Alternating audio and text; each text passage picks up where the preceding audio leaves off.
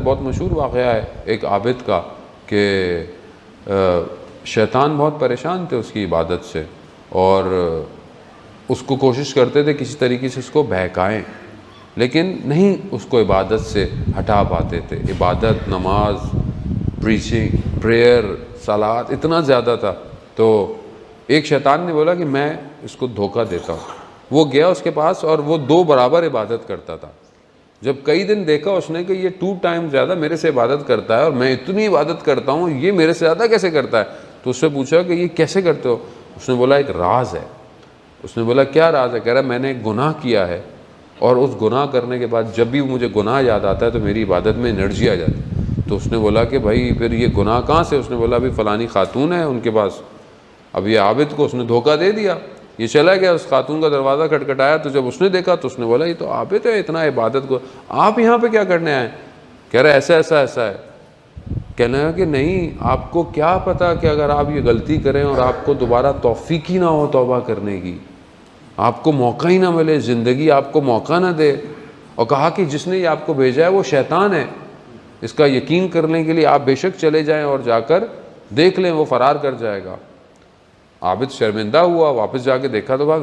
लेकिन वो औरत जो कि गुनाहगार थी, गलत औरत थी, उसका उसी रात को इंतकाल हो गया। और उस वक्त जो नबी थे उसको परवरदिगार ने वही नाजिल की कि जाओ एक इबादत गुजार, एक तौबा करने वाली खातून का इंतकाल हो गया, उसका जनाजा पढ़ाओ। क्यों? क्योंकि उसने एक शख्स को गुनाह से बचाया। चाहे सारी ज़िंदगी गलती करती रही लेकिन आखिरी टाइम पर तो हमें अज़ीज़ान मोहतरम हम ये ना देखें। वादा का हमारे जहन में होता है मेरी ज़िंदगी गुजर गई, मौलाना अभी कहाँ खुदा माफ़ करेगा। अच्छा, ये शैतान वसवसे करता है कि मैंने तो ये कर दिया, मैंने ज़िंदगी में ये किया। ये शैतान है जो वसवसे। आप खुदा की बारगाह में सच्ची दिल से तौबा कर लें।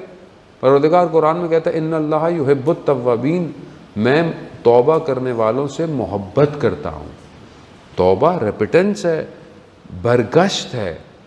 तौबा बिल्कुल ऐसी है जैसे हम खुदा अपनी ज़िंदगी में जा रहे थे। आप अपने घर से निकले यहाँ इमाम बारगाह आने के लिए, आप गलत हो गए, आप गलत रास्ते पे चले गए, आपको एहसास हुआ कि आप गलत हैं, तो आपने क्या किया, आपने यू टर्न ले लिया और वापस अपने। तौबा यही है कि हम असल में अपने असल मकसद से दूर हो जाते हैं। जब हम तौबा करते हैं तो खुदा हमें सिराते मुस्तकीम पे वापस ले आता है और उसी पर हम अगर मर जाएंगे अज़ीज़ान मोहतरम कामयाब है। तो हम मायूस ना हों। तौबा खुदा की रहमत से मायूस नहीं होना चाहिए इंसान को। इंसान इस्तग़फ़ार करे अपनी ज़िंदगी के अंदर। और कितने ऐसे वाक़यात हैं कि जिन्होंने तौबा की और उनके दरवाज़े जो है वो खुदा ने खोल लिए। बाज़ औक़ात इंसान एक गलती को जो है वो खुदा की बारगाह में उज़्र ख़ाई करता है इबादत का। इसलिए रिवायत है कि इस्तग़फ़ार तौबा करने वाले की जो गिरिया है वो इबादत, बाज़ एक ऐसे आदमी की इबादत से ज़्यादा खुदा बेहतर समझता है उसको कि इंसान इस्तग़फ़ार कर रहा है। और इसको अपने वजूद से महसूस करे। अपनी गलती को इंसान पशेमान हो खुदा की बारगाह में। जहाँ दुआ अबू हमज़ा उस्माली के अंदर इमाम खुदा की बारगाह में कह रहा है परवरदिगार मुझे इस दुनिया में कि तू मेरे गुनाहों को छुपाता है, मुझे उस दुनिया में तेरी सत्तारियत की, तेरे छुपाने की ज़्यादा ज़रूरत है। क्यों? क्योंकि उस दुनिया में सब कुछ खुद बोलेगी, हाथ खुद बोलेगा, ज़बान खुद। अभी तो देखें, अभी आपको जो मैं नज़र आ रहा हूँ, आपको क्या पता मेरे अंदर क्या है। अभी तो मैं अपने आप को अच्छा बनाया हुआ है, लेकिन खुदा जानता है क़यामत में ये सब जो अंदर होगा बाहर आ जाएगा। तो वहाँ इमाम कहते हैं परवरदिगार वहाँ तू मुझे शर्मिंदा ना कर लोगों के आगे। कितना इंसान शर्मिंदा होगा वहाँ पे।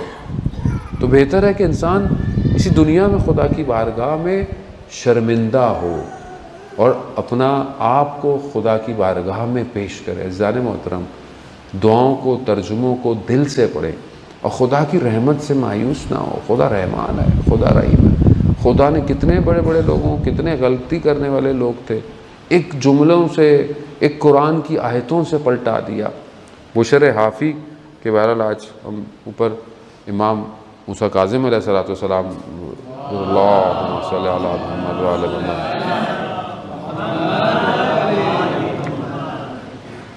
सातवें इमाम का मशहूर वाक़या है, इमाम गुज़र रहे थे उसकी गली से, तो देखा अंदर से गाने की आवाज़ें आ रही हैं, कनीज़ बाहर कचरा रखने आई, तो इमाम ने पूछा कि ग़ुलाम का घर है या आज़ाद का घर है?